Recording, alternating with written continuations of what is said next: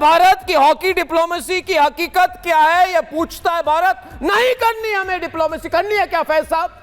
हमें नहीं करनी है क्या? जनरल दयाल, ये कौन सी हॉकी डिप्लोमेसी है? क्या रूस यूक्रेन के साथ हॉकी खेलेगी कभी? हर्षवर्धन जी, ये क्या हो रहा है? पॉलिसी बदल रही है क्या? यू टर्न हो गई क्या? हर्षवर्धन जी, आपका क्या कहना है? देखिए अर्नब, मुझे लगता है कि सरकार में बैठे हुए लोग, और बड़ी स्पष्टता से मैं ये बात कह रहा हूं, अगर उनको ये लगता है कि किसी भी मसले पर आप कोई एक बहाना, कोई एक वजह बनाकर और उसको लोगों को तैयार कर लेंगे, तो मुझे लगता है इस बार वो गलत सोच रहे हैं। भारत और पाकिस्तान के बीच जो कुछ हो चुका है, जहां हम खड़े हैं, वहां तब तक उसके साथ कोई भी रिश्ता नहीं हो सकता, तब तक उसके साथ किसी तरह का खेल नहीं हो सकता। और एक बात तो सबको पता है, इस देश से पैसा कमाकर, इस देश से खिलाड़ी के तौर पर समृद्ध संपन्न होकर दुनिया भर में जिनका नाम हुआ, वो पाकिस्तानी खिलाड़ी सबसे नीच निकले, सबसे बदमाश निकले, सबसे भारत विरोधी निकले। अभी भी शाहिद अफरीदी जैसे लोग, अभी भी ऐसे लोग जो भारत में सबसे ज्यादा जिनका सम्मान किया जाता रहा खिलाड़ी के तौर पर, उन्होंने सबसे खराब भूमिका निभाई। और ये भारत सरकार को पता होना चाहिए, अगर टेरर और टॉक नहीं चल सकती, अगर टेरर और ट्रेड नहीं चल सकता, अगर गोली के बदले में गोला जाएगा, तो बॉल भी भारत के किसी भी ग्राउंड पर कोई भी खेल हो, हॉकी हो, क्रिकेट हो, वो नहीं हो सकता है। बॉयकॉट होगी, गलत मैसेज जाएगी। हर्षवर्धन जी, गलत मैसेज जाएगी। जनरल दयाल, आप हमारे स्टूडियो में आते हैं, आप इधर लेफ्टिनेंट जनरल रह चुके हैं, बड़े ऊंचे पद पर रह चुके हैं आर्मी में।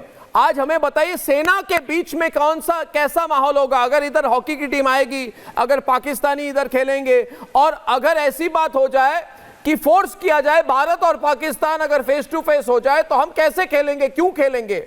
हम ये क्लियरेंस क्यों दे रहे हैं? सेना के बीच में कैसी फीलिंग होगी? जनरल दयाल, पूछता है भारत। अर्नब, पहली बात तो यह है कि अभी तक ऑप सिंदूर ऑन है।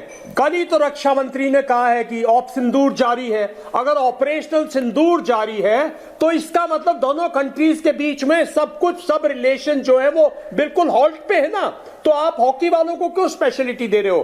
किस लिए दे रहे हो आप? और दूसरी बात अर्नब, किस तरह इंटरनेशनल ओलंपिक जो है क्या प्रेशर डाल सकती है? 1980 में अमेरिका ने पूरा बहिष्कार किया 1980 ओलंपिक्स का, जो मॉस्को में थी, और 1984 में उसने लॉस एंजल्स में ओलंपिक्स की, उसका रशिया ने बहिष्कार किया, सोवियत यूनियन ने बहिष्कार किया। तो यह बहाना है।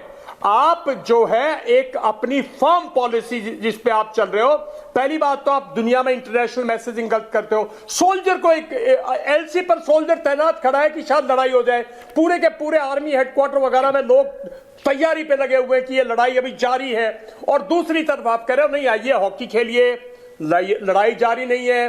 तो फिर भाई फौज पे तो अंदर इस चीज का जो असर पड़ेगा उसका तो अंदाजा नहीं लगा सकते ना। जवान हंसेगा आपके ऊपर, वो कहेगा मैं इधर तैनात हूं, सामने दुश्मन खड़ा है और पीछे से वो मेरे यहां हॉकी खेल रहा है। ये बिल्कुल गलत है, ये बिल्कुल नहीं होना चाहिए।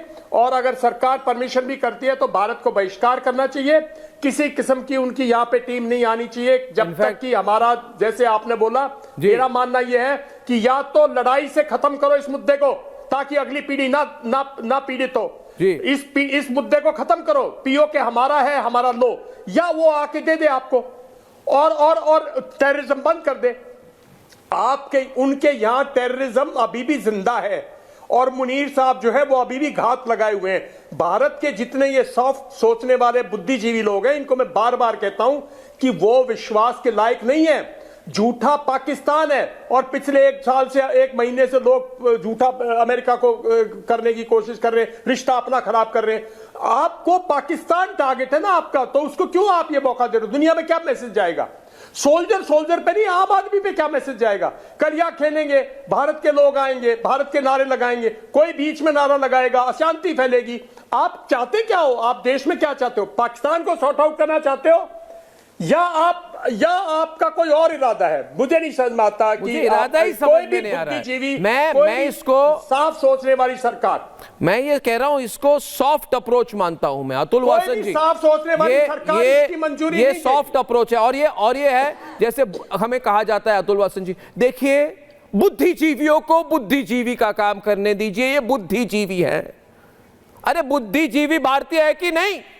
ये जो फेक इंटेलेक्चुअल लोग बैठे बुद्धिजीवी है। दूसरे लोग कहते हैं हम आर्टिस्ट हैं भाई, हम तो बॉलीवुड करते हैं, हमें पता ही नहीं किस देश में हम हैं, हम ग्लोबल सिटीजन हैं। फैज साहब क्या कहते हैं? हम ग्लोबल सिटीजन हैं। अर्नब भाई मुझे वैश्विक सिटीजन हैं। ये लोग ग्लोबल सिटीजन है तो हाँ। ग्लोबल सिटीजन है तो भारत में क्यों रह रहे हैं? थोड़ा एक आध महीना सीरिया में रहकर आए, 2 महीना अफगानिस्तान में रहकर आए, 3 महीना सोमालिया में रहकर आए। शोएब जमाई को पूछिए। नहीं कहा है कि ग्लोबल सिटीजन हो, भारत में ही रहने के खाली ग्लोबल सिटीजन हो। और बुद्धिजीवी है, इंटेलेक्चुअल है, खिलाड़ी है। खिलाड़ी खेल खेलेगा, गाना गाने वाला गाना गाएगा, फिल्म करने वाला फिल्म करेगा। अकेले हमारा सैनिक मरने के लिए है कि हमारे सैनिकों को कॉम्प्रोमाइज किया जा रहा है, देश को कॉम्प्रोमाइज किया जा रहा है, और जितने राष्ट्रवादी लोग हैं उनको कॉम्प्रोमाइज किया जा रहा है। और ये कोई टूर्नामेंट है फैज साहब? ये कहते हैं ओलंपिक एसोसिएशन। अरे कहां की ओलंपिक एसोसिएशन? भाड़ में जाए ओलंपिक एसोसिएशन, मुझे मतलब नहीं है। मुझे नहीं मतलब है कि ओलंपिक एसोसिएशन के साथ फैज साहब, ये ओलंपिक एसोसिएशन ओलंपिक हमें बॉयकॉट करे ओलंपिक बॉयकॉट नहीं चाहिए हमें भारत में ओलंपिक। अगर भारत में ओलंपिक करवाने के लिए ये कॉम्प्रोमाइज करना जरूरी है तो पूछता है भारत, ये कॉम्प्रोमाइज जरूरी नहीं है। ये कॉम्प्रोमाइज जरूरी नहीं है। और ये पाकिस्तानियों को मौका मिल रहा है, बस मौका मिल रहा है फैज साहब। मुझे अपने देश के प्रधानमंत्री पर पूरा भरोसा है, जिन्होंने कहा था रक्त और पानी एक साथ नहीं बहेगा, जिन्होंने कहा था कि लव लेटर वाली राजनीति नहीं होगी। मुझे पूरा भरोसा है अगले महीने जो राजगीर इंटरनेशनल स्टेडियम में जो मैच होने वाला है और पाकिस्तान आने वाला है, ये कैंसिल होगा। याद रखिए, राजगीर है नालंदा में जहां बख्तियार खिलजी ने हमला किया था। ये वही उसी की विचारधारा के लोग फिर आ रहे हैं। जहां पर महात्मा बुद्ध ने अपना प्रवचन दिया था, गौतम बुद्ध ने प्रवचन दिया था और प्रथम बौद्ध संगति हुई थी, भारत की पहली राजधानी राजगीर थी मौर्य साम्राज्य के समय। वहां फिर से हम बख्तियार खिलजी की विचारधारा को नहीं आने देंगे। और हमें फिर से कह रहा हूं, पूरा भरोसा है प्रधानमंत्री नरेंद्र मोदी जी पर। क्यों?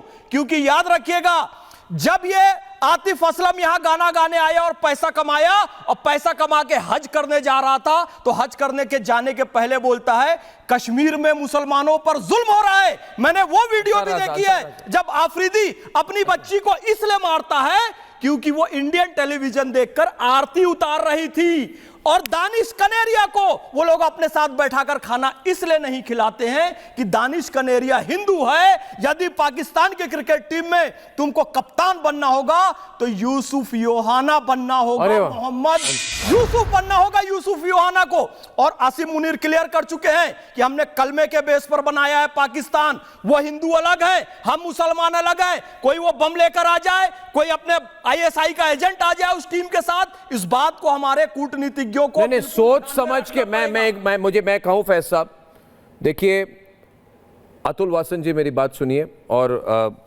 शोएब जमाई जी, मौलाना अंसार रजा जी और चंद्रशेखर लुथरा जी की ये जो क्लियरेंस मिली है, और 2 घंटे पहले खबर आई अतुल की क्लियरेंस दे दिया पाकिस्तान की सरकार ने, यानी कि क्लियरेंस पाकिस्तान की सरकार। पाकिस्तान का सरकार कौन? मुल्ला मुनीर। मैं मुल्ला मुनीर भेज रहे हैं हॉकी के टीम को और हम कह रहे हैं मुल्ला मुनीर जी भेज दीजिए। इसमें उनकी कूटनीति, उनकी सोच देखिए, तो वो नहीं उनकी सोच देखिए ना, मुल्ला मुनीर और पाकिस्तान। और एक बात, अतुल जी एक बात, अतुल जी उन्हें औपचारिक तौर से उन्होंने प्रेस रिलीज की, अतुल औपचारिक तौर से प्रेस रिलीज कर दी कि सरकार ने क्लियरेंस दे लिया इसलिए जाएंगे।